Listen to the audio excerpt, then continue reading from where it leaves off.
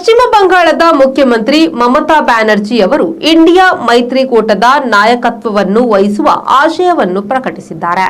2024ರ ಲೋಕಸಭಾ ಚುನಾವಣೆಯ ಸಂದರ್ಭದಲ್ಲಿ ಇಂಡಿಯಾ ಮೈತ್ರಿಕೂಟಕ್ಕೆ ಕೈಕೊಟ್ಟವರು ಮಮತಾ ಬ್ಯಾನರ್ಜಿ.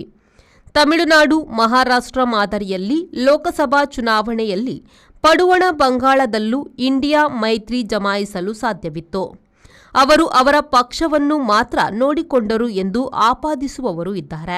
ಆದರೆ ಈಗ ಮಮತಾ ಬ್ಯಾನರ್ಜಿಯವರು ಇಂಡಿಯಾ ಮೈತ್ರಿಕೂಟದ ನಾಯಕತ್ವ ವಹಿಸುವುದನ್ನು ಬೆಂಬಲಿಸುವುದಾಗಿ ಬಿಹಾರದ ಮಾಜಿ ಮುಖ್ಯಮಂತ್ರಿ ಲಾಲು ಪ್ರಸಾದ್ ಯಾದವ್ ಅವರು ಹೇಳಿದ್ದಾರೆ.